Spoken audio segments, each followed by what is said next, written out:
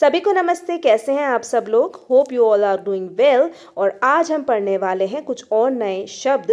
That is we are going to learn a few more important words. So without any ado let's get started. The first word is arrogant. Arrogant, arrogant. इसका meaning है घमंडी या अहंकारी और synonyms हैं haughty, insolent. Haughty, insolent. Sentence में इस तरह से यूज कर सकते हैं, John is an arrogant fellow, यानी जॉन एक घमंडी व्यक्ति है। Next is assume. Assume, assume का मतलब है मानना और सिनोनिम्स है एक्सेप्ट, बिलीव। सेंटेंस में यूज इस तरह से कर सकते हैं, don't assume anything until you know the truth, यानी कि जब तक आप सच नहीं जान लेते तब तक कुछ मत मानिए। Next is astonish. Astonish, astonish, आश्चर्यचकित करना और इसका सिनोनिम है अमेज।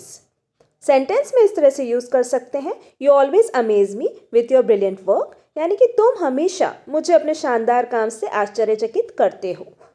एस्टॉनिश मतलब आश्चर्यचकित होना भी हो जाता है। I was astonished at her behaviour, मैं उसके बिहेवियर से बहुत ज़्यादा आश्चर्यचकित हो गई। Next is amend. Amend, amend, सुधार करना, सिनोनिम है इम्प्रूव। सेंटेंस में यूज इस तरह से कर सकते हैं, it's the need of the hour to amend rules which are as old and senseless. यह समय की मांग है कि उन नियमों को बदला जाए जो पुराने व अर्थहीन हैं। हमने कई बार सुना होगा कॉन्स्टिट्यूशन में अमेंडमेंट्स होते हैं, तो दोज आर द इम्प्रूवमेंट्स और changes made to the constitution. वे कॉन्स्टिट्यूशन में समय के अनुसार किए गए बदलाव होते हैं। Next word is ascend. Ascend, ascend, rise करना, आगे बढ़ना, चढ़ना, मतलब हम जब प्रोग्रेस करते हैं तो उसको असेंड बोलते हैं।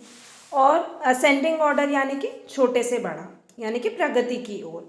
जिस तरह से ये भी होता है कि जो राजकुमार होता है वो जो सिंहासन है उसमें कॉमन लैंग्वेज में हम बोलते हैं कि वो बैठने के लिए तैयार है, यानी कि जो युवराज हैं हमारे वो सिंहासन पे बैठने के लिए तैयार हैं या चढ़ने के लिए तैयार हैं, तो इसे इंग्लिश में हम क्या बोल देंगे? The prince was all set to ascend the throne, या फिर the prince is all set to ascend the throne. Present में इज और पास्ट है तो was. Okay, next one is avaricious. Avaricious, avaricious, pronunciation पे ध्यान दें, एवरिशियस।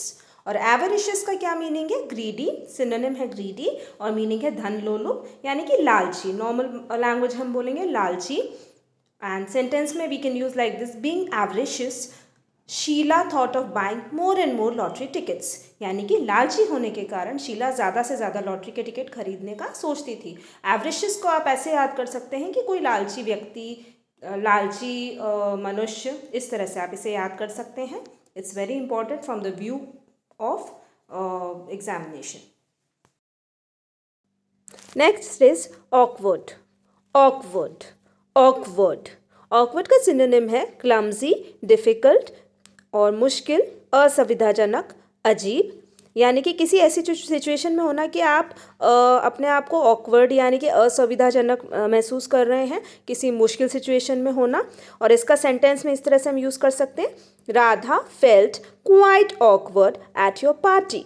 राधा को तुम्हारी पार्टी में बहुत अजीब महसूस हुआ, यानी कि उसको वहाँ पे कंफर्टेबल नहीं था।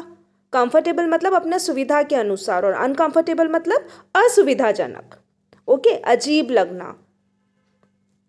annihilate, annihilate, annihilate, स्पेलिंग थोड़ी सी डिफरेंट है और प्रोनाउंसिएशन थोड़ा सा डिफरेंट है, तो प्लीज़ ध्यान दीजिए प्रोनाउंसिएशन पर। It is annihilate, annihilate।